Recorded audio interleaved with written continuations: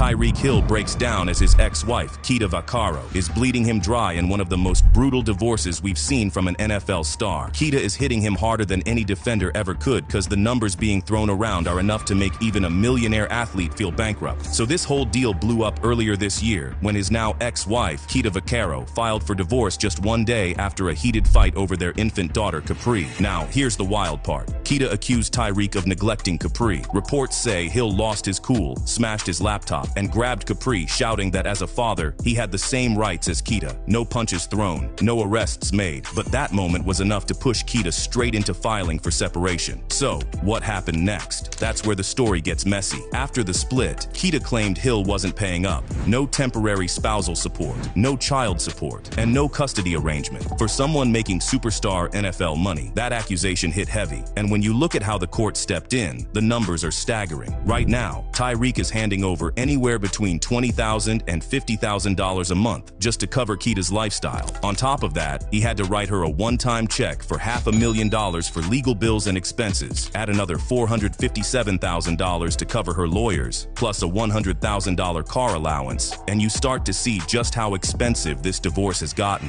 And that's not even the final settlement yet. To give you some context, Kita also gets to stay in their $5.5 million Miami condo, with Hill paying the mortgage, insurance, utilities, and internet. Oh, and let's not forget health insurance for her and baby Capri. Basically, the judge ordered Tyreek to bankroll her entire lifestyle while the divorce plays out in court. But before you think it's all one-sided, the judge did cut Tyreek some slack. See, Kita came in with some heavy demands, like trying to keep Hill's $200,000 Bentley Bentayga. The judge in the case shut that down quick. Instead, she's got to buy a new car, but Hill still has to chin $100,000 toward it. That's the type of compromise we're seeing in this courtroom battle. Now here's where it gets even more interesting. When Kita asked for her debit card back, along with access to Hill's bank accounts, the judge wasn't having it. Why? Because Tyreek testified that she had already used his debit card to pay off her student loans and even transferred money to her mother. That move made the judge draw a hard line, telling her she couldn't touch his accounts anymore. And while this drama plays out, Tyreek's still suiting up for the Dolphins like nothing's wrong. But behind the scenes, the stress is undeniable. Maintaining elite performance on the field while juggling lawyers, court dates, and jaw-dropping payments off the field, that's a whole different kind of pressure. At the same time, Kita's legal strategy is clear. She's pushing to secure her lifestyle at all costs. The condo, the health insurance, the car allowance, and those massive monthly checks all paint a picture of a divorce where she's fighting to hold her ground. But for Tyreek, this isn't just about money, it's about reputation. He's had controversies in the past, and every new headline about his personal life risks overshadowing his career. A messy divorce with accusations of neglect and control fights over a baby? That's the kind of storyline that can follow an athlete for years, no matter how many touchdowns he scores. So when this case finally wraps up, will Tyreek walk away with his image intact, or will the ongoing battle cost him far more than money?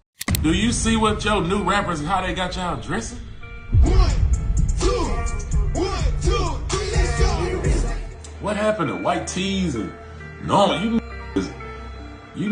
girls? Y'all, Lil Baby isn't letting this one slide. Slim Thug went viral for calling him Zesty over a bold stage fit, and now Baby's allegedly ready to pull up and settle it face to face. What started as a quick jab online has escalated into one of the most heated rap conversations this year, and the tension is only getting sharper. Slim Thug's viral rant is where it all began.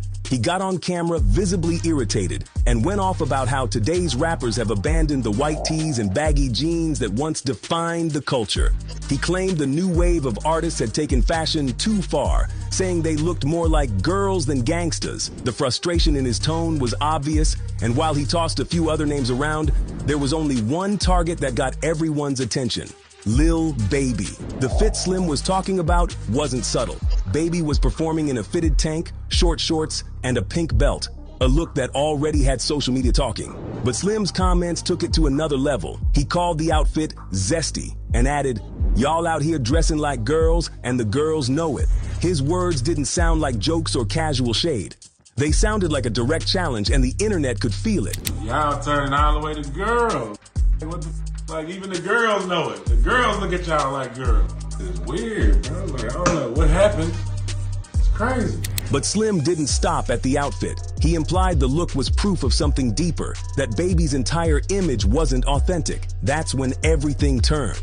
Fans immediately connected Slim's rant to long-running whispers about Baby's close friendship with music mogul Michael Rubin, and Slim didn't even have to say his name.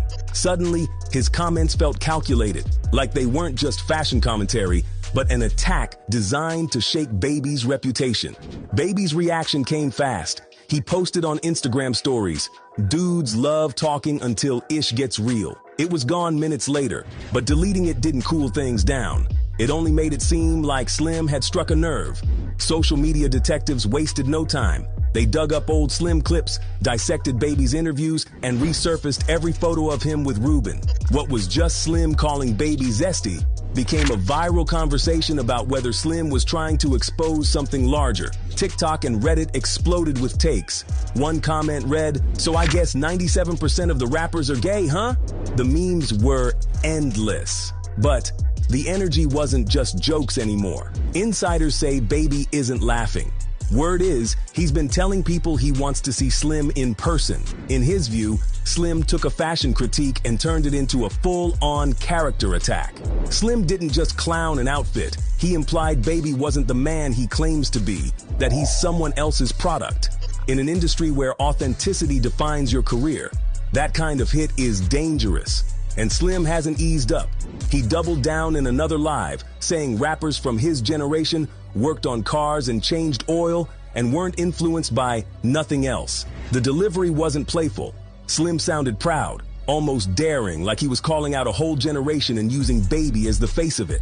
That's when the conversation shifted from style to respect. Now the energy online is suffocating. Fans are watching every move, dissecting every comment, and expecting this to spill offline. This isn't about fashion anymore. Slim Thug's comments have turned into a direct hit on Lil Baby's credibility, and Baby's next move will set the tone for whatever's coming. Both camps are quiet, but it feels like they're both gearing up for something bigger. Slim didn't just critique a fit, he lit a fuse. And right now, that fuse is burning fast.